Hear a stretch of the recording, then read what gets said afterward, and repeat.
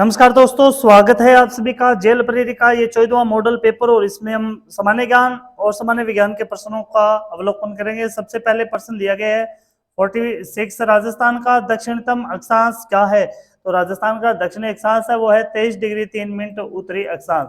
राजस्थान में व्रत सीमांत भ्रंश फैला है के सहारे। तो ये व्रत सीमांत भ्रंश है, ये जो क्षेत्र आता है वो दक्षिणी पूर्वी क्षेत्र की ओर आता है। और यहाँ पर देख पा रहे हो आप बूंदी सवाई माधोपुर, ये क्षेत्र पूर्वी दक्षिण पूर्वी क्षेत्र में आता है। निम्नलिखित में से अरब सागरीय अपवाह तंत्र का उदाहरण कौन सा है? तो यहाँ पर वे नदियां जो अरब सागर में गिरती है, तो इसमें देख पा रहे हो आप मिनाल, कोठारी, बेड़च है, जोजड़ी, बेड़च, मिनाल है, कोठारी, सोम, रूपारेल, जोजड़ी, बांडी और जुवाई, ये जो नदियां हैं, लूनी नदी की जो सहायक नदियां हैं, ये अरब सागरीय नदियां हैं। निम्न में से राजस्थान के किस भाग में सर्वाधिक वर्षा की परिवर्तता पाई जाती है? सर्वाधिक वर्षा है वो सुदूर पश्चिमी भाग में बहुत कम पाई जाती है। सर्वाधिक वर्षा की परिवर्तता, तो ये परिवर्तता है ये पाई जाती है सुदूर पश्चिमी भाग के अंदर। प्रश्न अगला है, निम्नलिखित में से राजस्थान के जिलों का कौन सा समूह है दक्षिणी पश्चिमी मानसून से औसत वर्षा की मात्रा के अनुसार आरोही क्रम में सही ढंग से व्यवस्थित है? तो यहाँ पर आप देख पा रहे हो इनके जो ऑप्शन है, तो यहाँ पर हमें देखना है इसका।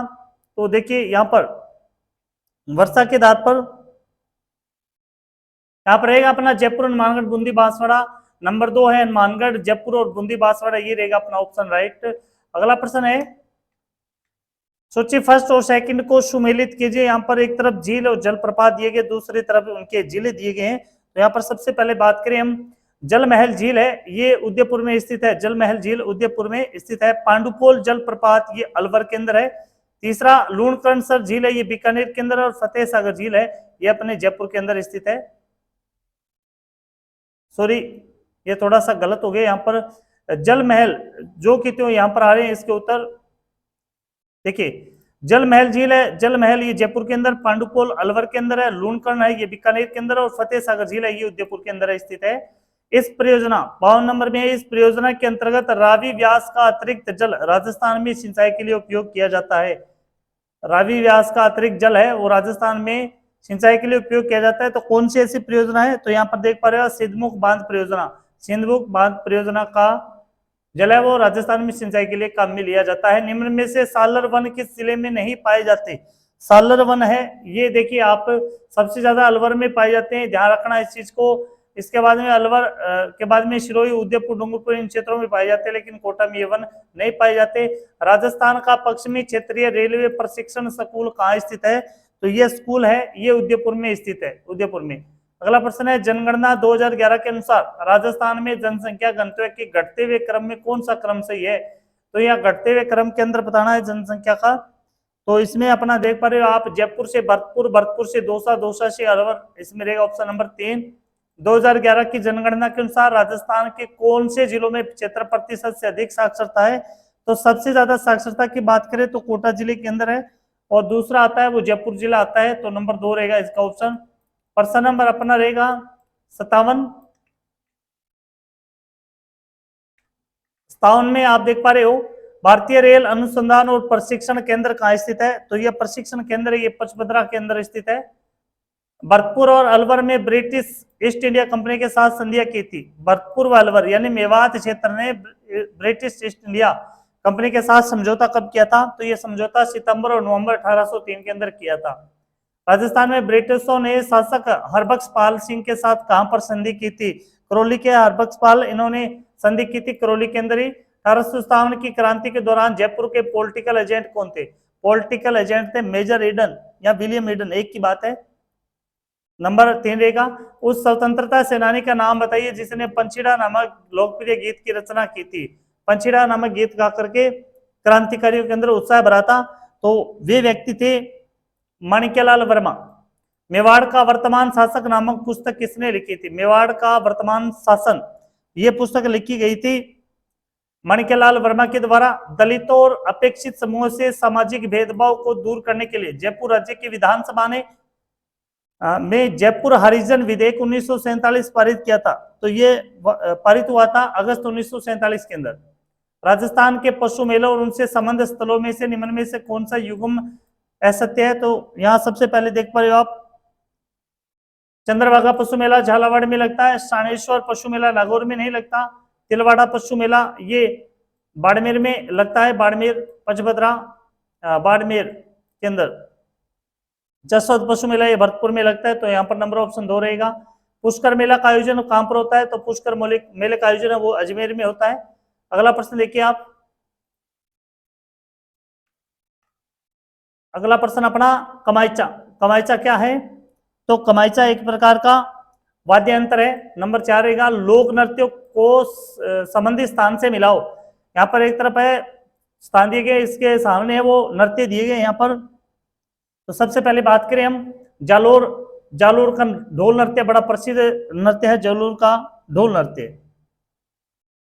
अगला प्रश्न अपना करौली। करौली केला देवी के मेले में लंगूरिया गीत गाया जाता है, लंगूरिया नृत्य किया जाता है। बाड़मेर में बाड़मेर का गेर नृत्य बड़ा प्रसिद्ध है, और डांग नृत्य ये नाथद्वारा राजसमंद का प्रसिद्ध नृत्य है। बेंगटी गांव। बेंगटी गांव फलोदी में किस लोक देवता का मुख्य मंदिर स्थित है, तो बेंगटी गांव के अंदर है वो हड़बुजी महाराज। हड़बुजी एक लोक देवता है, इनका मंदिर बेंगटी के अंदर है। गणगौर पर्व पर गौर की पूजा होती है, ये किस देवी का रूप है, गौर की पूजा होती है, पार्वती का रूप माना जाता है। जयपुर का परंपरागत शिल्प कौन सा है, जयपुर का परंपरागत शिल्प है वो ब्लू पोट्री है। यहाँ पर थेवा कला आप देख पा रहे हो, थेवा कला प्रतापगढ़ की प्रसिद्ध है। राजस्थान लोक जीवन में ढूंढ क्या होता है, तो ढूंढ एक प्रकार की रस्म होती है जो बच्चे के जन्म की पहली होली पर प्रसूता की पियर पक्ष की ओर से दिया जाने वाला संस्कार होता है। इसमें बच्चे के खिलौने आते हैं और उनकी माता के कपड़े वगैरह आते हैं, तो ये ढूंढ पर्व होता है। पोमचा स्त्री प्रधान एक प्रकार का को बोलचाल की भाषा में कहा जाता है, तो पोमचे को स्थानीय भाषा में कहा जाता है पीला। अनवट अनोटा जरा पोलरा शरीर के किस अंग के आभूषण है, देखिए बड़ा महत्वपूर्ण प्रश्न है भाई।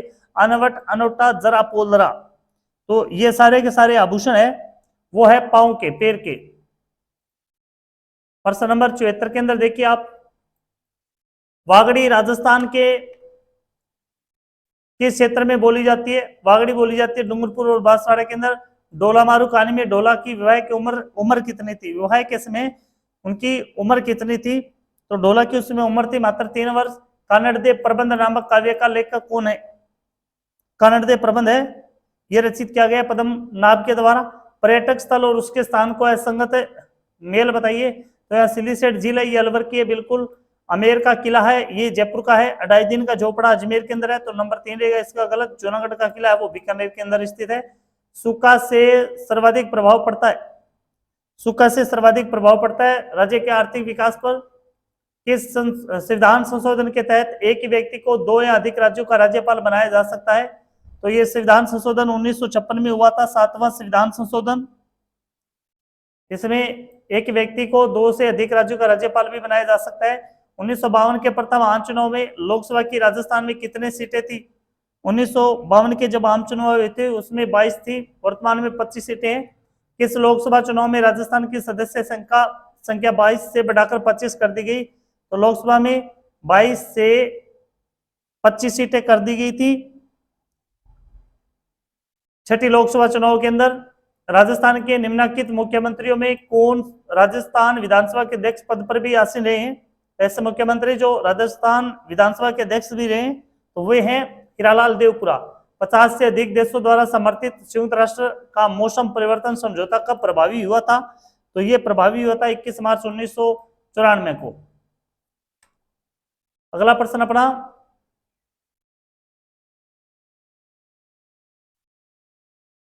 देखिए 84 नंबर के अंदर है, निम्नलिखित में से कौन सा एक राजस्थान में जिलाधीश का अर्ध न्यायिक कार्य है, तो यहाँ पर देख पा रहे भू राजस्व प्रशासन, ये एक अर्ध न्यायिक कार्य होता है जिला कलेक्टर का।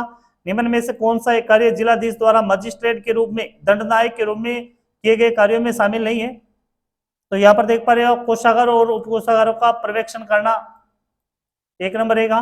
ग्रामीण क्षेत्र के सभी वयस्क नागरिकों के समूह को कहा जाता है, वयस्क नागरिकों के समूह को कहा जाता है ग्राम सभा। हरित गृह प्रभाव क्या है, हरित गृह प्रभाव है वैश्विक ताप में वृद्धि।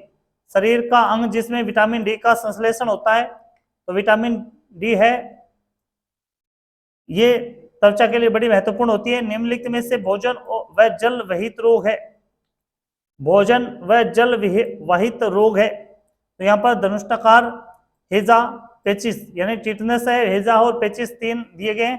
तो जो भोजन और जल वाहित रोग है उनमें से है हेजा और पेचिस। रेबीज निदान के टीके का आविष्कार किया गया था। इस टीके का आविष्कार किया गया था लुईस पास्टर ने। संचार में प्रयुक्त होने वाला फाइबर ऑप्टिकल केबल किसके सिद्धांत पर कार्य करता है? तो यह कार्य करता है प्रकाश का पूर्ण आंतरिक परावर्तन पर। निम्न में से सर्वाधिक क्रियाशील धातु कौन सी है? सर्वाधिक क्रियाशील धातु है जस्ता, तांबा और लिथियम। चांदी में से चांदी। प्रश्न नंबर 93 देखिए आप। 93, निम्नलिखित में से कौन सी हरित गृह गैस नहीं है? CO2, मीथेन, नाइट्रोजन ऑक्साइड और नाइट्रोजन। इसमें जो हरित गृह गैस नहीं है वो है नाइट्रोजन। निम्नलिखित में से किस देश ने ग्रीन हाउस गैस के उत्सर्जन में कमी करने हेतु वर्ष 2019 में कार्बन टैक्स लगाने की घोषणा की थी? कार्बन टैक्स यह घोषणा की गई थी सिंगापुर के द्वारा। बेसल समागम यानी कन्वेंशन का उद्देश्य निम्नलिखित में से किसके प्रतिकूल प्रभाव से मनुष्य के स्वास्थ्य और पर्यावरण की रक्षा करता है? तो यह रक्षा करता है खतरनाक अपशिष्ट से। निम्नलिखित में से कौन सा संरक्षित क्षेत्र कावेरी बेसिन में स्थित है? संरक्षित क्षेत्र कावेरी बेसिन में स्थित है तो एक तो है नागरहोले राष्ट्रीय उद्यान, पापीकोड़ा राष्ट्रीय उद्यान ये नहीं आता, सत्यमंगलम बाग आरक्षित क्षेत्र ये भी आता है, वायनाड वन्य जीव अभ्यारण्य कूट तो ये भी आता है। तो इसमें 1, 3 और 4 रहेगा। Biocarbon fund initiative for sustainable forest landscapes का प्रबंधन निम्नलिखित में से कौन करता है? तो इसका प्रबंधन है वो किया जाता है विश्व बैंक के द्वारा। अगला प्रश्न अपना, जलवायु आपात की घोषणा करने वाला पहला देश निम्नलिखित में से कौन सा है? जलवायु आपात की घोषणा करने वाला पहला देश बना है वो है यूके। निम्नलिखित में से कौन सा विश्व का पहला देश है जिसने भूमंडलीय तापन के प्रतिकरण के लिए कार्बन टैक्स लगाने का प्रस्ताव किया? तो यह प्रश्न हमने पढ़ा था अभी। कार्बन टैक्स जो लगाने का प्रस्ताव रहा वो न्यूजीलैंड के द्वारा। वर्तमान में भारत के वर्तमान मुख्य सूचना आयुक्त कौन है? तो ये है श्री हीरालाल समारिया जी। तो ये अपने 14 मॉडल पेपर हो गए। तो 2 या 3 दिन के अंदर हम अपने जितना टारगेट रखा था 20 मॉडल पेपर का तो सभी वो कंप्लीट हम करेंगे। जय हिंद दोस्तों।